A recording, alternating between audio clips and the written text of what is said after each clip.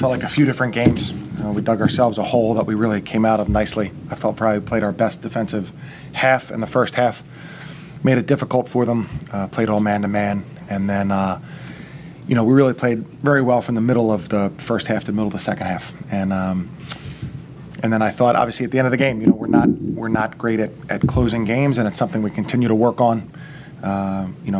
Recently we've been able to still win the games, George Mason in this one, but it's something we have to continue to work on, continue to get better at, and just recognize how important it is. When you're up 12, that possession on offense. When you're up 9, that possession on defense. When you're up 7, all of those things matter. It's not just it's a run. When you read about it the next day, but it's those possessions are always important. So pleased with our win, proud of our guys, and looking forward to Saturday. Chris, you mentioned yesterday that you felt like if you eject the VCU game, and they seem to be clobbering everybody, you guys have played pretty well here for a stretch. Do you still feel like that and things are moving in the right direction? I do. John, some stat, like 22 assists on 27 baskets. That's really an impressive stat, and I think we probably accomplished that more than most teams, but I think that shows that there's cohesion. Guys are playing together. Guys have an understanding of who's open, where there could be open. Our defense has been better. For this game, they shot under 40% from the field.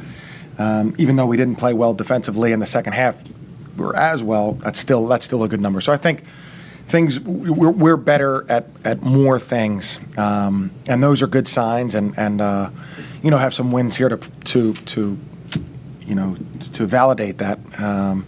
And there's a lot of basketball left, so I'm pleased that we're able to play well enough to win for sure.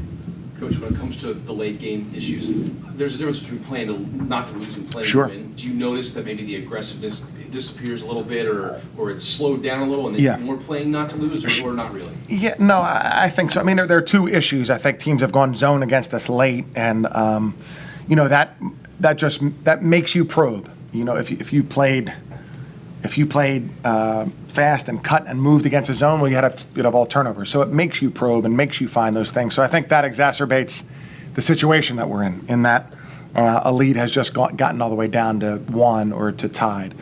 So, I feel like, when you have some younger guys are making sure they don't make a mistake, and then, that's usually going to result in a negative play. And so I think there's a combination of factors. I think the switching to zone defense late, and then also us being a little bit nervous. I wouldn't quite say playing not to lose, but certainly nervous on a particular possession or what to do. Coach, in the first half, you guys are at 13-16 left. It's 15-4. You guys go on a 34-11 run. Talk about that run and how it was instrumental towards the end of the game. It was tremendous. I mean, we again, I thought it started defensively. We made it hard for them. We had a couple steals that we converted to points.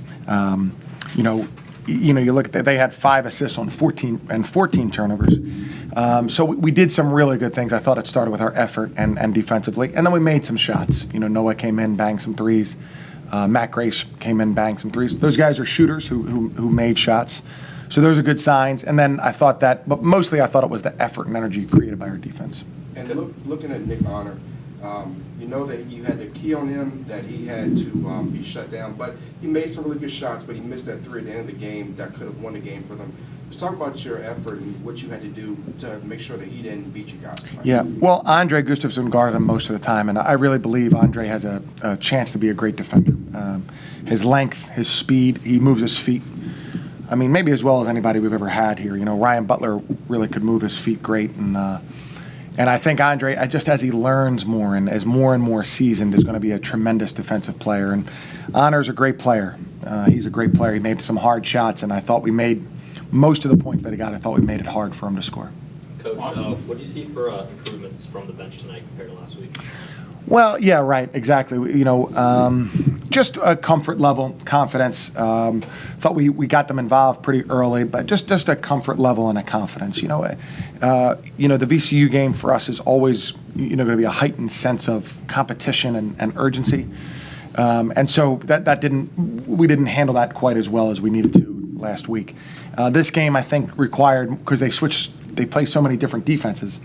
This game required a little bit of understanding of the game, calmness, and I think they were able to bring that to us. 22 assists tonight. How do you feel about the ball movement? Terrific. I thought how we moved the ball was great. And again, you're seeing, I'd say we probably saw 5 different defenses, and we try not. We're not going to have an offense for every different defense, but we're trying to teach our guys how to play, and I thought that showed up. With a lot of the assists, with a lot of the cutting, and that was really, really valuable and very important to us. Considering both ends, maybe Andre's best game as a Spider? Yeah, I think so. I thought he was terrific. And again, they left him open the first 8 minutes of the game or so, and he was tough enough to make. He missed his first 3, tough enough to make his next 3, and really did a great job defensively. So, you can see just how much ability is in there, and he's a very determined defender, and he has a chance to really be a good player. So I'm really, really happy for him. Speaking of that, first half, it just looked like they let you guys open, like you were saying, and just couldn't knock them down. But we were finally able to knock them down 5 or 15 from 3. Just talk about how, sometimes it's just basic and just making shots. Yeah.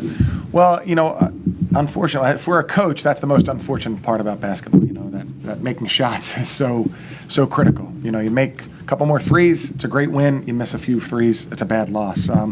With all the other stuff that goes into this. But yeah, once we started making one, I forget who made the first one, but it felt like the floodgates to a certain extent. Grant made one, Noah made a couple, Andre made 3. Then if you just feel more comfortable and you feel like, you're just energized to a certain extent. Well, we knew from the jump that they were playing a lot of different offenses, defenses. Like they had 5 different setups, like box and twos and triangles, and so just at first it seemed like I was surprised to be too open, like not even a guy looking at me when I had the ball. But then all the coaches and the players were just encouraging us, if we're open, just shoot.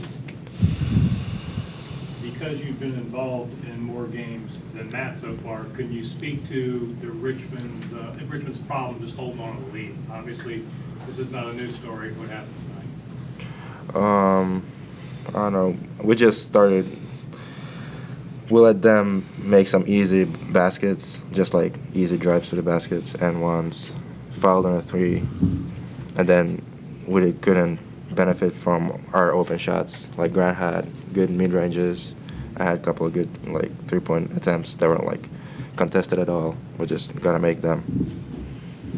For both of you guys, coming off that tough loss 7 days ago, how good did it feel to, you came out struggling, but you were able to get the lead back and the second half hold on. How good was that the feeling for you guys?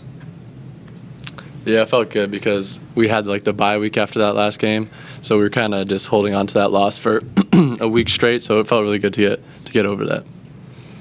Yeah, it feels great when you make shots and make the other team miss their shots. You've, if you throw out, you can't throw out the VCU game, but if you throw out the VCU game, Spiders have played 3 pretty good games in a row. Andre, could you say a word or two about that? It appears as though you're moving in the right direction. Yeah, I think we're improving on D, even though sometimes we have these glimpses where other teams get on a run.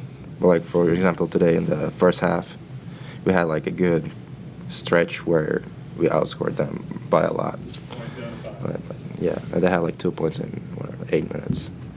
It feels like we're coming together. We're talking more. Everybody knows where they're supposed to be, and just the team effort is much better. Are you talking specifically on the defensive side? Because that's obviously the need Yeah. to work. Yeah, on the defensive side. Is the sort of meshing in the man-to-man helpful at this point? A month or 2 ago, that wasn't the case.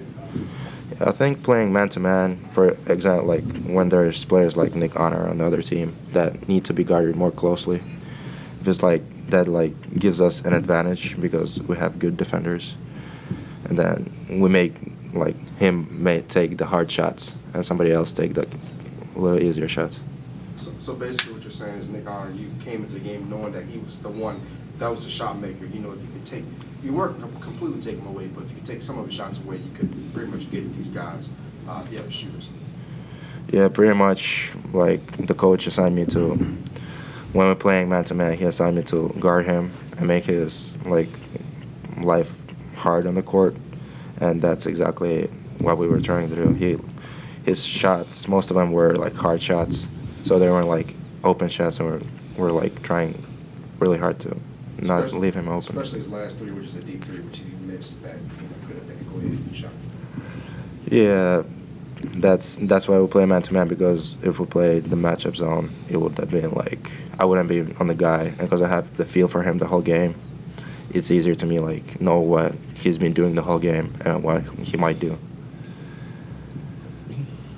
Matt, kind of going back to the leads that tend to disappear. They say, the difference between playing to win and playing not to lose. Do you guys get too comfortable when you get the big lead and more play not to lose and just kind of finish it out, or is that not something you see? Yeah, I can see that a little bit. I mean, usually I'm on the bench watching, and it's really hard to watch. But I noticed that we get less aggressive. We kind of seem like we're trying to run out the clock in each possession. We're like sometimes we pass up open shots, thinking we're going to get better ones later in the possessions. So I could definitely see how we play more to not to lose than to win. So what's being said, kind of following up on that over there, Matt, when it's in the huddle and they're kind of chipping away to kind of make sure you guys stay on that grind to come out and not in the end? Well, there's a lot of just, let's go guys, keep it up. We got to stay aggressive. A lot of guys just saying that stuff, stay aggressive.